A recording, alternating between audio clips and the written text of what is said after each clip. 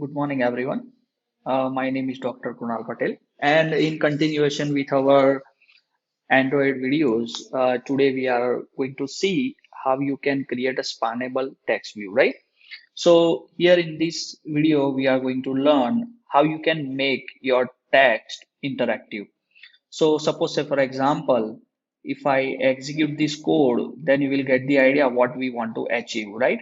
So text view is very well known widgets that will display some text on your particular activity, right? So here, if I run this application, you can see over here that here there is one text that is text style with spannable string. So this is a one simple string, right? But here you can see that in this particular string, this particular style word, I want to make it large. I want to make some emphasis on it, right? I want to make a background color yellow, foreground color red, right? Similarly, this particular spannable word is there. So I want to make it underline and I want to make it a strike through. Similarly, here is one string word, I want to make it clickable. So when I click on this word, so it will open a google.com. So whatever particular link you are assigning, so that will be open, right? So similarly, if I want to give you another example that whenever you are opening a signing page, right? So there is a one line written, you don't have an account, sign up. So when you click on that particular sign up word, then it will open one activity or one screen with the sign up page. So if you want to make it your string, your text interactive, then we are going to use a spannable class, right? So let's see how you can do that. So for that, for the design, you just need to simply take one text view.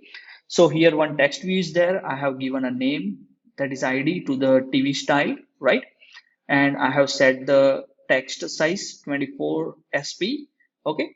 So in a design that was there, and in a code section, if you see, it's a very simple design, right? I have just changed two things over here, ID and text size, and I have used a constraint view, right? So let's see in the code how you can use these things. So the first of all, you can see over here that we have this particular auto-generated code with us that is on create method, right? So this is the commented line, right? So you can see there are two ways. One another way is also there that you can manipulate the text using HTML, right? So simple HTML tags you can use like this. You can see over here. If I uncomment this, you can get the idea, right? So here you can see that here one text view is there. One I'm defining one string variable. In that string, I'm using bold and underline, right? And I'm going to parse that with the from HTML, and I'm passing a string. So it's a very simple code that will manipulate the text and it will assign the bold and underline this particular style, right? But this is not enough.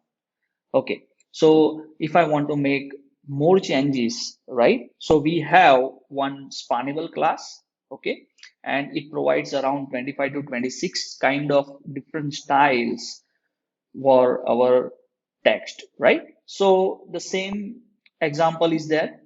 Text view, one text view we have. So we have not set any text, you can say right now. Instead of that, we are creating one string variable and we are storing one line, that is one string, into the string variable. Now we are going to manipulate it.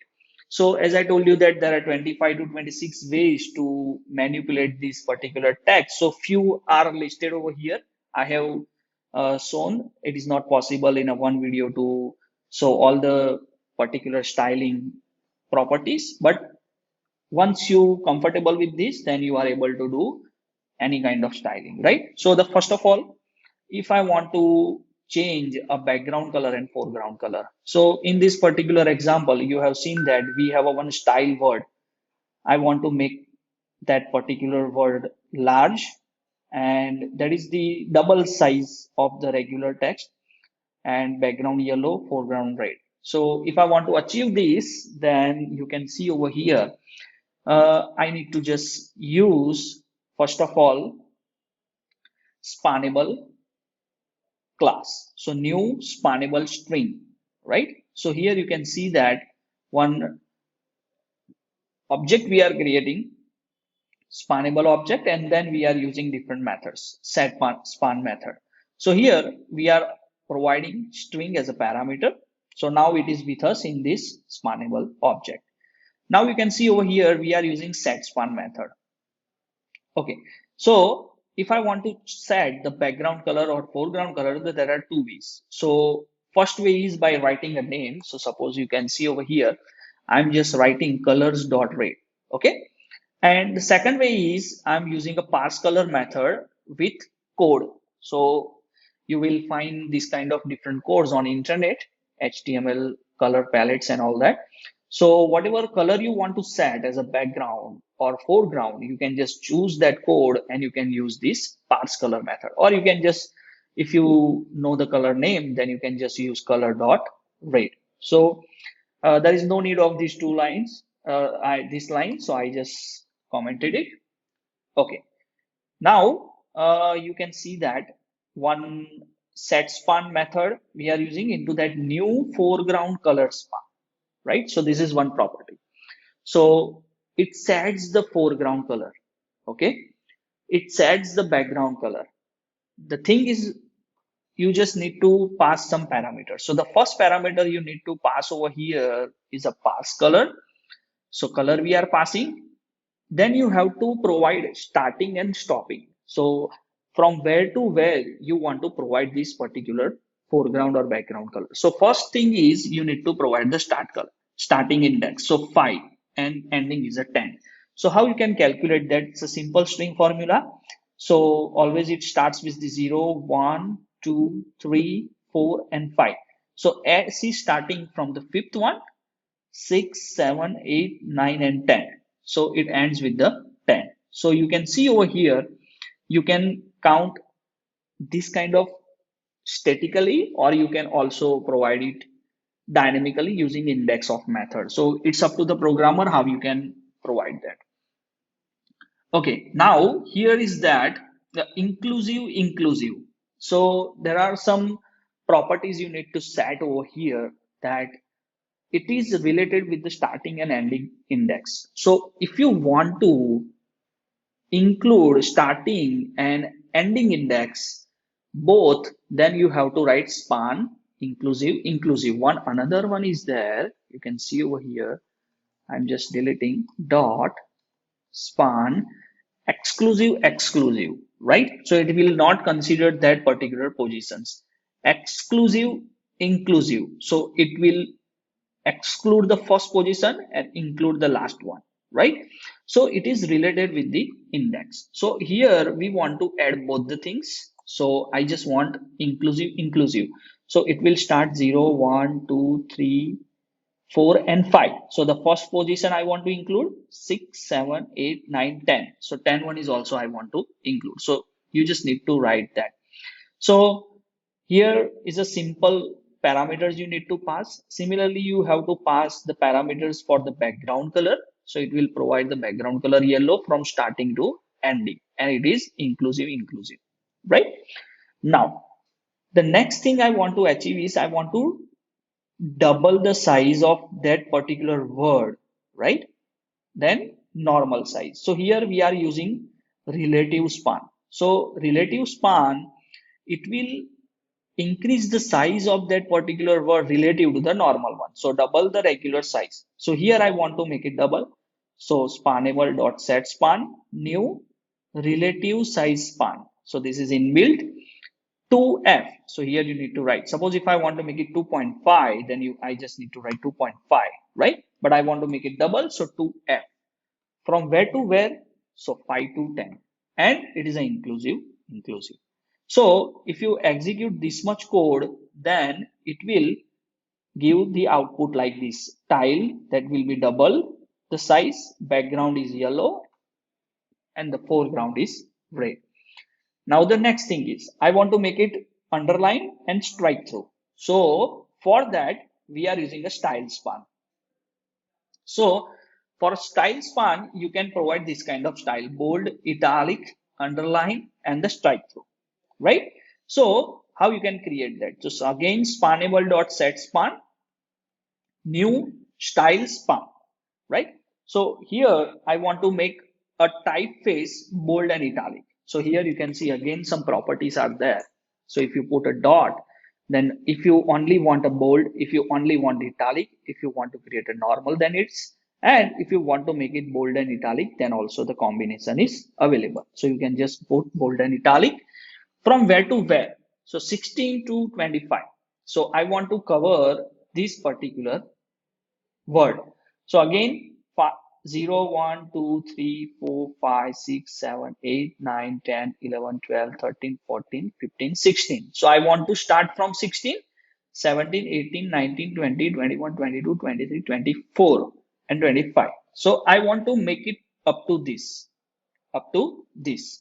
So I just need to write span inclusive, inclusive. Suppose if I don't want to include this space over here, then I just write inclusive and exclusive, right? So I want to exclude the last index, right? So that you can understand easily. Then for underline, there is a different constructor we have, that is underline space span. Again, from where to where? Similarly, for strike through span is there from where to where, right? So if you execute this much portion, then you will find this spannable word with underline, strike through, bold, and italic. So this many styles we have assigned to it. Okay. So it's the same example I have commented line over here. So you can see that I want to use a clickable span. So there are two ways, right? So here I'm just using starting and ending. So dynamically I'm taking the particular start and ending index, right? Or I can provide a static like this, 16 and 25 numbers, right? So you can do both the things. Now, instead of going this dynamically, I'm just using a static one. So how you can use, how you can make that particular span as a clickable. So that is known as the clickable span. So spannable.set span, new clickable span you can use, right? So here automatically this will be created. Public void on click, because we are here entertaining the on click event. So when I click on the string word, then it will open a google.com. So what action I want to perform? So for that, we know that intent we are using. So you need to create the intent class, intent object, new intent, intent action view. So here we are using implicit intent because we are just providing the action, right? We are not providing the UI component. Okay. Then with the use of URI.parse, we are just using the parse. We are just using the link. If you are not comfortable with this, you can see my video that is defining the implicit and explicit intent, right? After that, we are just starting the activity. So when I click on a string word, another activity is open and that will open with the google.com. So for that, we are using start activity. Now from where to where? So from 26 to 32, again, you need to calculate the starting and ending index, right? And you just provide span inclusive, inclusive. Okay. But this much is not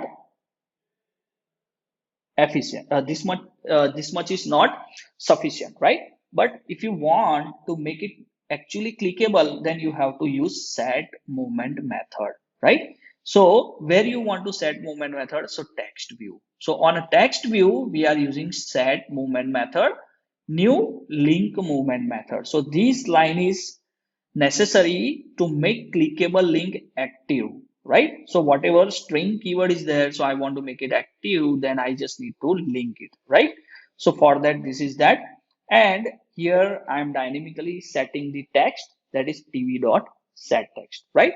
So if you run this much code, then you can see over here when I click on this particular string keyword, string word, and then it is opening a new activity, and that is with the google.com, right? So it is a very simple example with the demonstration for spannable classes, right? So this way you can modify your particular text in a way you want. Okay, that's it, guys, for this video. We are coming up with new properties and classes in the next video. Thank you.